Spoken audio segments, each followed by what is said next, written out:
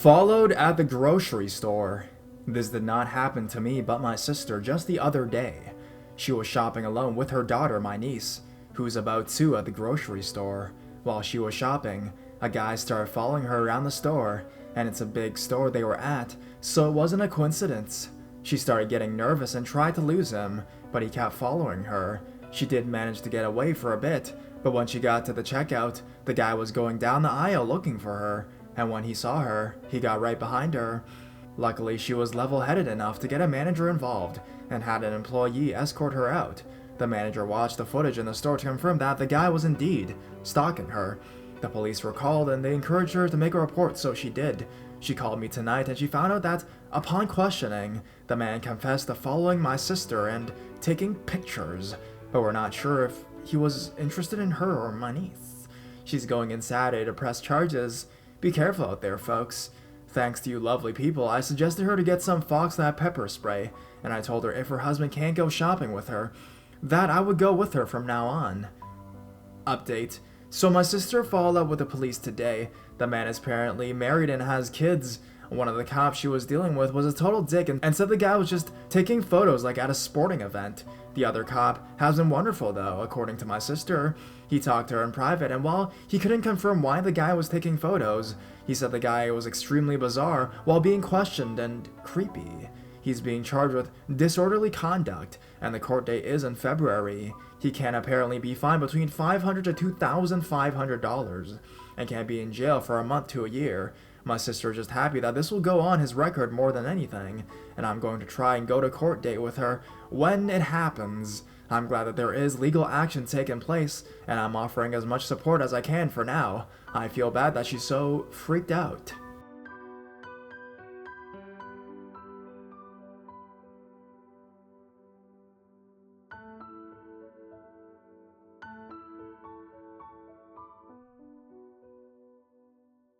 Grocery store tweaker.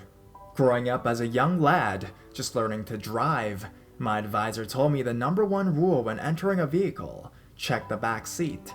I'm not sure if he was being genuine or if he was simply trying to spook me, but his #1 rule was to always check the back seat of the vehicle you're about to drive, as to not have a murderer or some weird creep up on you. Now I wish I had taken him more seriously. I just got in my first car, a running and well taken care of 2004 Pontiac Grand Prix. Now my family isn't exactly one that has a lot of money, but we were able to acquire this car at a pretty decent price. At 170,000 miles, it will make for a decent starter vehicle. Growing up in Minnesota, the atmosphere was never really anything unnerving, but the winters were very harsh. This particular winter reached -30 degrees. It wasn't anything wonderful. I am definitely not one for snow, although I love snowboarding and snowmobiling, but I always wonder why I was born in Minnesota. Although the large cities are usually a lot worse than where I lived, the town I was in didn't fare all that well for me either. It was the end of a work week for me. As a student who had just acquired their first vehicle, I was working my tail off in order to pay my parents back for the money they dropped on this car for me. I was working between 30 to 40 hours a week with school. Some will say it's a lot, some won't. It was a lot for a 16-year-old me. I worked at a grocery store. This store wasn't a multi-million-dollar store by any means. It was a ma-and-pa-owned grocery store, only known to the people of the town I lived in. They opened at 6 a.m. and closed at 10 p.m. I was usually working until close after I got out of school. This particular night, I didn't get out there until around 10:45 to 11 p.m. at night, due to a delivery truck which ran late, and I had to get products on the shelf by the end of the night. As I left the store and entered my car that night, I remember that I forgot to clock out. If I didn't clock out, I would have to go through the process of signing a sheet saying I didn't clock out, and my projected hours would all be funky and stuff like that, and it wasn't something I wanted to deal with. Getting out of my car and heading back towards the building, I saw some man walking around the parking lot. I made sure to do that fast-paced walk that everyone does when they get anxious, in order to reach the front door without attracting too much attention from the strange man unlocking the front door. I looked back and saw the man continued his walk across the parking lot, but he had craned his neck back in order to watch me. Every hair on my body stood on end as the feeling of horror crept over me. I watched too many horror shows at that time, and everything cast a bad feeling upon me. I unlocked the door, made my way inside, and took a few deep breaths in order to slow my heart rate down. Okay, just clock out, do your thing, and get back to your car, and you're golden. I run to the back, do just as I needed to, straighten up a few things which I previously overlooked while doing my cleaning up for the night, and went back outside to my car. As I locked the door, I did a quick sweep of the parking lot, and the strange man was gone, nowhere to be seen. Thank God, I didn't have to worry about him anymore. I did a quick walk to my car, opened the door, and sat down with an anxious shiver. I slid the key in the ignition, started my car, and fiddled with the radio for about a minute before switching it into reverse and looking into my rear view to make sure I wasn't going to hit anyone in this empty parking lot. What I saw in my rear view wasn't a car or a set of headlights, but instead a pair of eyes staring back at me. Never in my life have I jerked around so quickly. My heart felt like it exploded in my chest, and my stomach did a 920. I threw it in park and pretty much crawled out of my car, since my quick-moving feet could not find traction. I ran about 100 feet before turning around to see the man opening the back door of my car, take a step out, and stroll out of the parking lot. He never looked back at me. He just kept walking. I got on my phone with my parents, who were asleep at the time, and I ended up waking them up and told them everything. I had to explain myself a few times due to my fast, anxious talking and shivering from the crisp air. They ended up calling the cops for me, and I had to re-explain myself to an annoyed-looking, rather heavy-set officer. They searched my car and ended up finding a needle and a twine string in my back seat. The man was a junkie. Holy shit. Never in my life had I thought I would come into contact with a tweaker in my town. I knew they existed, but I never thought I would have this much of an impact on me. I ended up selling my car due to my anxiety getting the best of me every time I enter that car from that point on. Now, I will absolutely check my back seat before getting into any car. Tweaker who wanted to hitch a ride on that cold night, let's never ever meet again, please.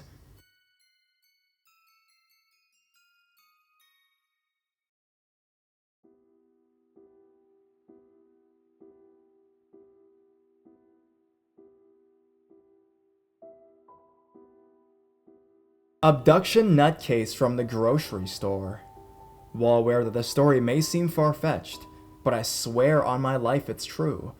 I'll try to not make this too long. Little bit of background. I went to college in a small town in Mississippi, worked at a grocery store where we had some very strange local characters come in daily. No one was too weird except this one guy. I've been working there maybe 3 months, when this guy walks in stomping his feet with every step, grabs a basket and speeds his way around the store.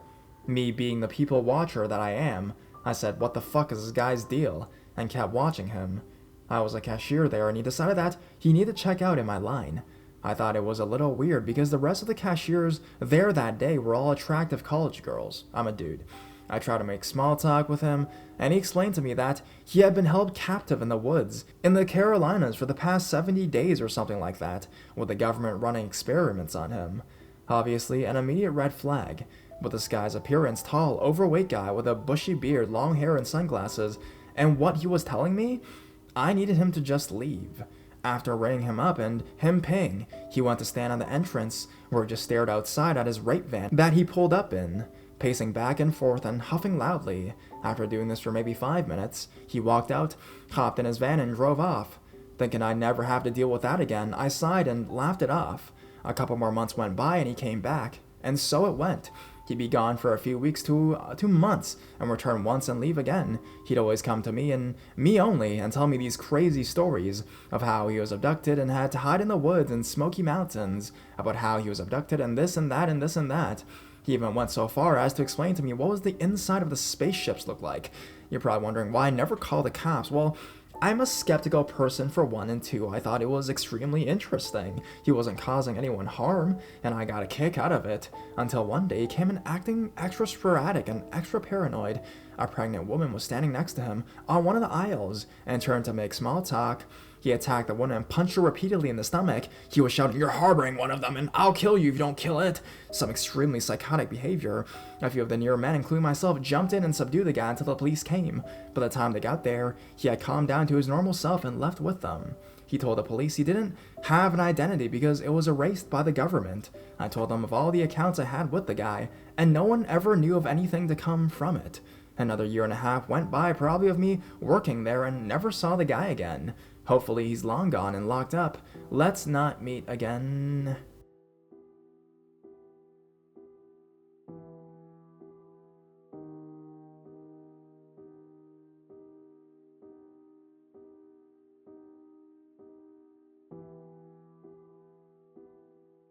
Creepy man at the grocery store, then a knock on my bedroom door a week later. Hey guys, I've been following this subreddit for a few weeks now, and I've decided to submit my creepy encounter.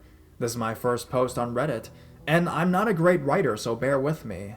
I went to university in a small town, less than 5,000 people.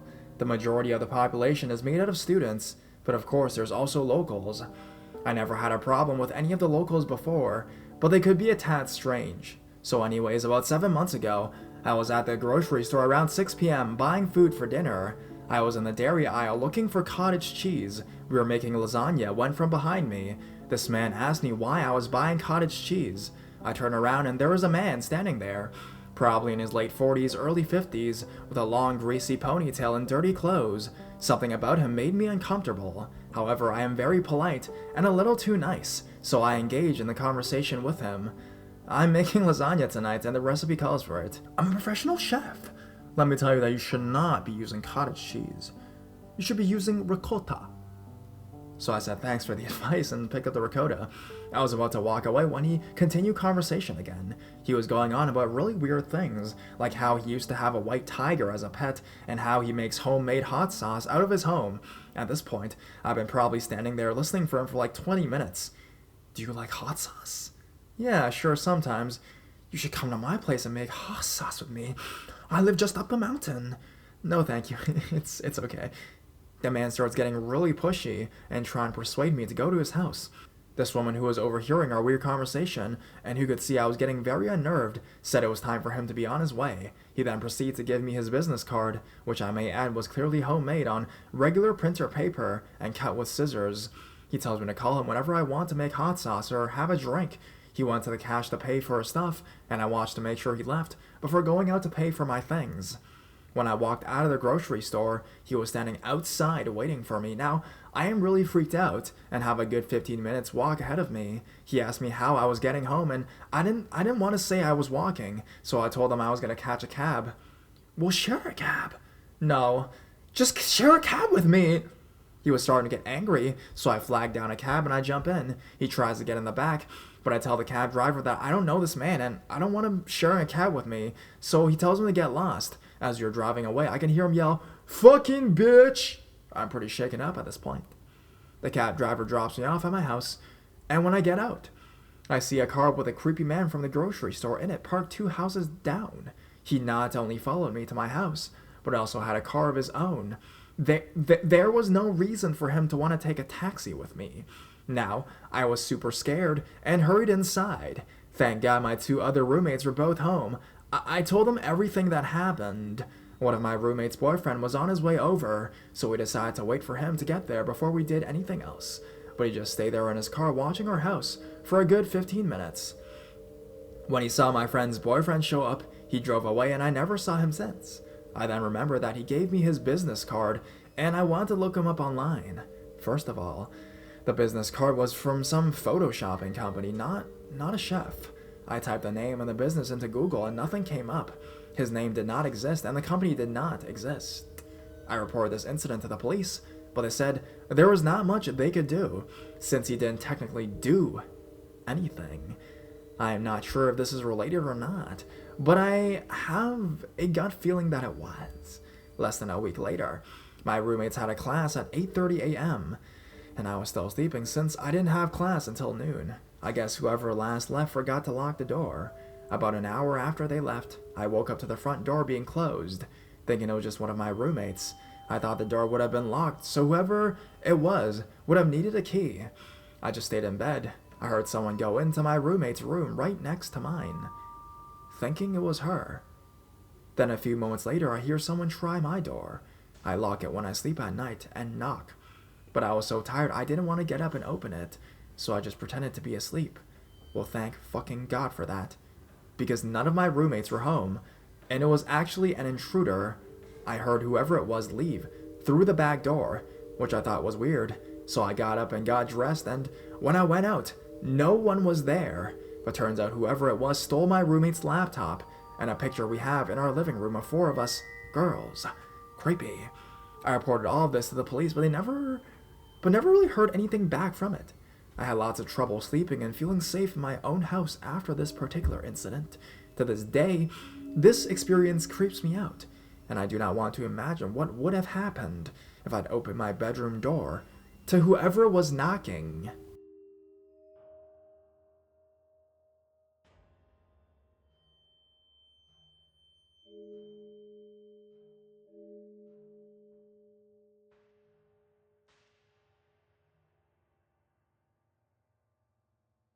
Drunk grocery store employee.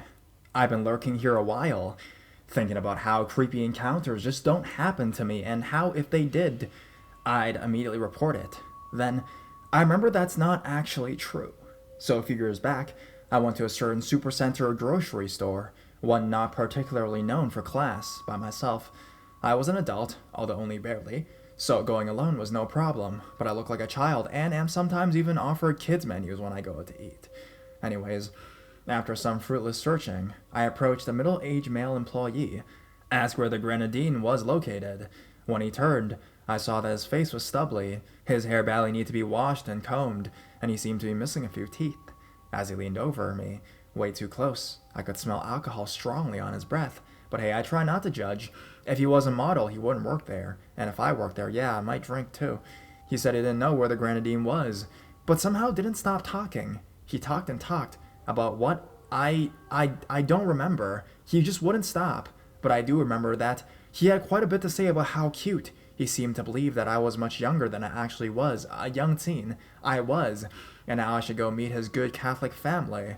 All the while, he slowly inched closer and slowly maneuvered the cart he had been stalking from until he pretty much had me pinned with him between it and the shelves on the side of the aisle. At this point, you're all screaming that of course I should just leave, and you're right. That's what I should have done, but I didn't. See, people, girls especially, are oftentimes raised with harmful ideas of what polite means, and as uncomfortable as I was, I didn't want to really show that discomfort too blatantly, and I wasn't really sure how to politely excuse myself. Obvious social cues that I wasn't interested and just wanted to leave were ignored, and I couldn't get a word in to say something like, I really have to go now, what do I do? Just walk away when he's mid-sentence? Yeah, that's what I should have done, but we don't teach children to do that, and although I was an adult, I was still young and naive and not nearly assertive enough. There were other people around, and they all seemed aware but deliberately ignoring us, not wanting to be involved, as no one was acting like anything was wrong. I wasn't sure that anything really was, just a drunk chatterbox with no real sense of boundaries, and the position of the car was just an accident? Anyways, after this went on for far too long, and he was eventually practically standing against me, and kept insisting on my personal information after I tried to refuse, I eventually finally had enough, and did finally just cut him off and said, okay, bye, and tried to leave. The end, right? Nope.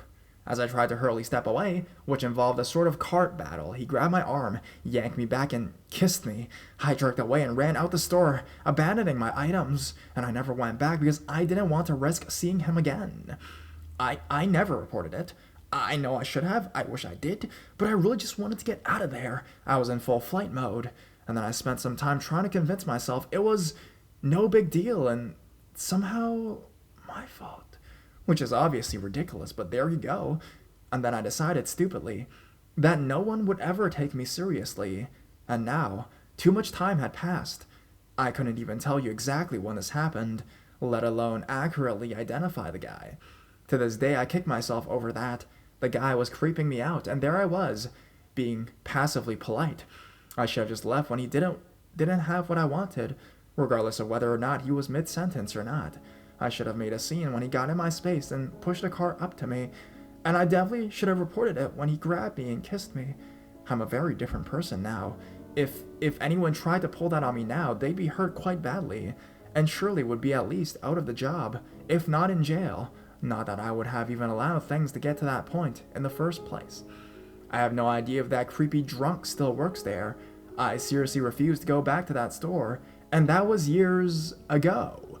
Even at stores I do go to now, I make a point of avoiding small talk with anyone. I really will just rudely walk away from people who are still talking as soon as I get the information I need. Just trying to be nice to people, as it turns out, isn't always safe. That's sad in its own way.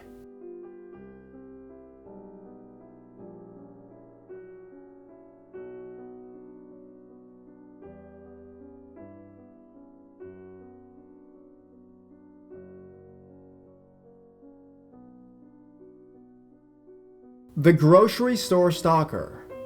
Telling stories isn't my specialty. However, I feel like this one would be good for this subreddit. When I was younger, my mom and I used to ride bikes around my neighborhood together.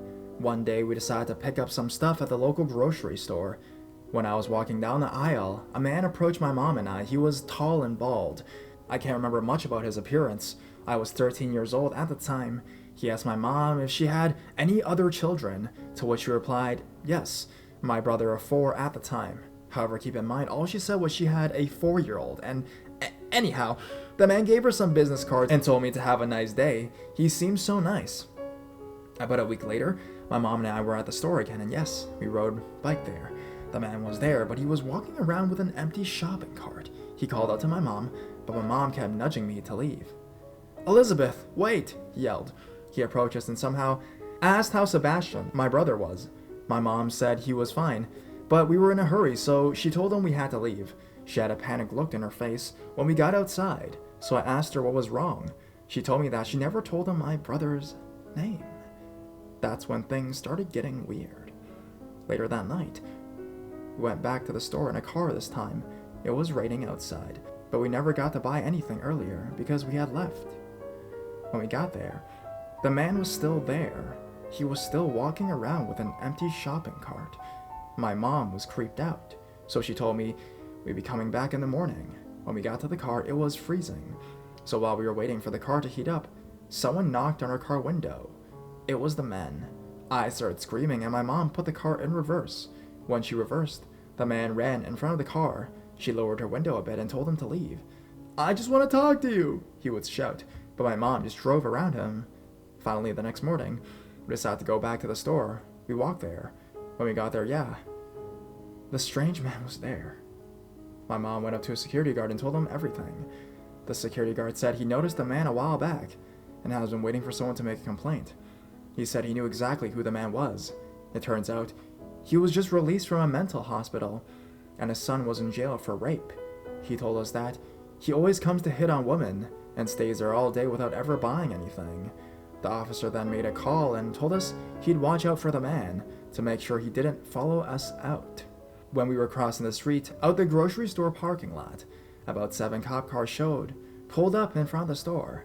The next time we went to the store, my mom asked the security guard and told us that the man was taken into custody because he had a stolen gun on him, and they had a warrant to search his place, but that's all.